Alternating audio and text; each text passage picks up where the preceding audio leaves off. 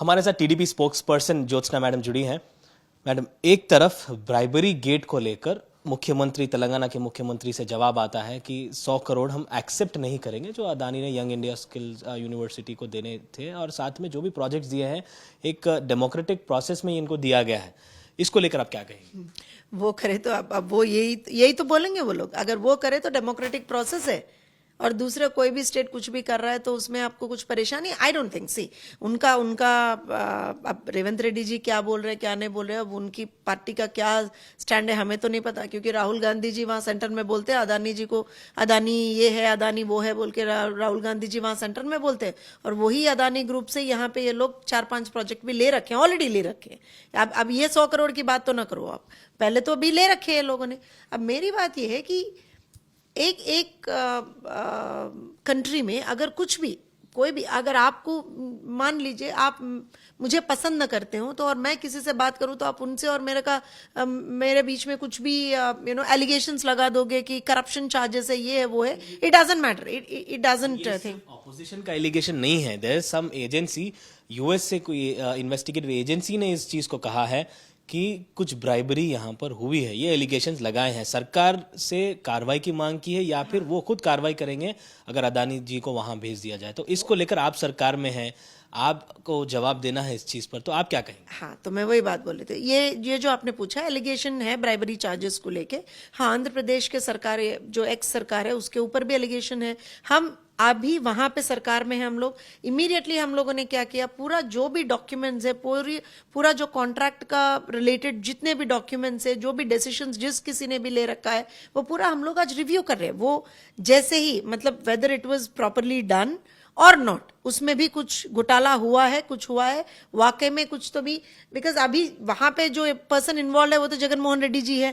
जगन मोहन रेड्डी ऐसे इंसान है जो एक पैसा कहीं पे भी नहीं छोड़ता, करप्शन में तो वो डूब के उठे हुए सो इंसान है। तो ऑब्वियसली उनके बारे में अगर एलिगेशन आया तो बिल्कुल उसको इन्वेस्टिगेट तो करना ही करना था। स्टैंड इस चीज पर क्या है मैडम? क्या करप्शन हुआ है या फिर करप्शन की चार्जेस को इन्वेस्टिगेट करना है?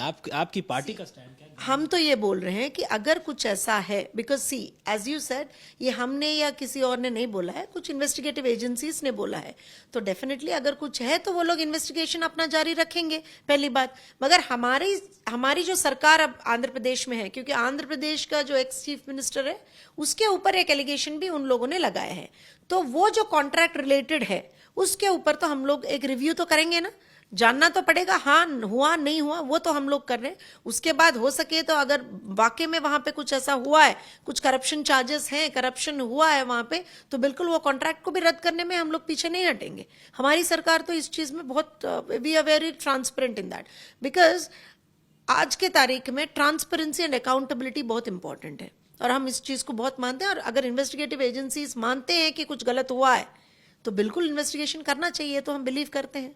हमने देखा कि तेलंगाना सरकार ने तो एक पीछे हट गई है इस अदानी वाले मामले पर, लेकिन आपकी सरकार के साथ भी कुछ प्रोजेक्ट जुड़े हैं। हाल ही में मुख्यमंत्री ने मुलाकात की थी गौतम अदानी से, तो इसको लेकर क्या कहें? एक क्लैरिफिकेशन देती हूँ, तेलंगाना सरकार प्रोजेक्ट्स को लेके पीछे नहीं हटी है।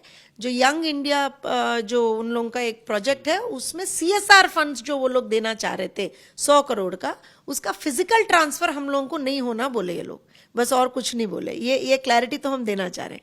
दूसरी बात, ऑलरेडी तेलंगाना सरकार में भी एक 6-7 प्रोजेक्ट्स उनके चल रहे हैं। अभी के जो कांग्रेस सरकार ने जो हाँ बोली है, उससे पहले का जो बीआरएस सरकार ने हाँ बोली है, वो तो ऑलमोस्ट 8 से 9 है। वो पूरे मेरे ख्याल से 15-16 प्रोजेक्ट्स हैं अदानी ग्रुप के तेलंगाना में भी।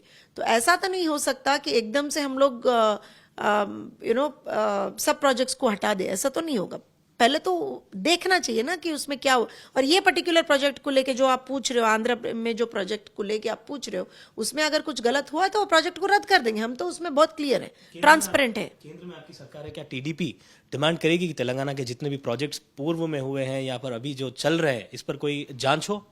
हम तो ये बोल रहे हैं कि हमारे जो स्टेट में जो हुआ है उसको तो हम एग्जाम्पल कोट ही कर रहे हैं कि जो एलिगेशन हुआ है, जो एलिगेशन चार्जेस लगाए गए हैं, उसमें तो हम लोग ऑलरेडी इन्वेस्टिगेशन अपने तरफ से तो चालू कर दें।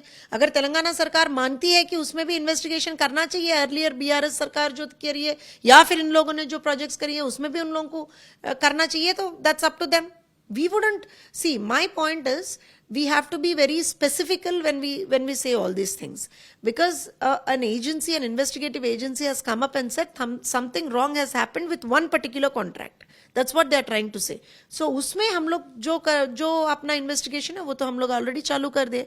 अब तेलंगाना सरकार क्या करेगी अब मुझे तो ये नहीं पता, क्योंकि 100 करोड़ तो उन्होंने, आप बार बार ये बोल रहे हो मना कर रहे हैं, तो but it is very clear in the letter written by Jayesh Ranjan also that हम खाली फिजिकल ट्रांसफर ऑफ फंड्स नहीं ले रहे हैं. मुख्यमंत्री ने खुद कहा है कि हम नहीं लेंगे.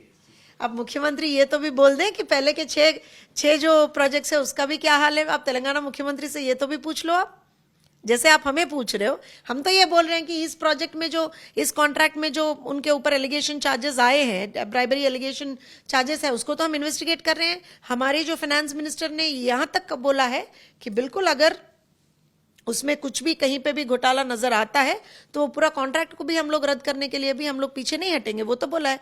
यही बात तेलंगाना गवर्नमेंट को भी बोलने के लिए आप एक बार जाके इंटरव्यू उनका भी कर दो, देखेंगे. धन्यवाद मैडम हमसे बातचीत करने के लिए. तो ये थे TDP spokes person Jyotsna. With camera person Damodar के साथ अब्दुल बशीर, हैदराबाद.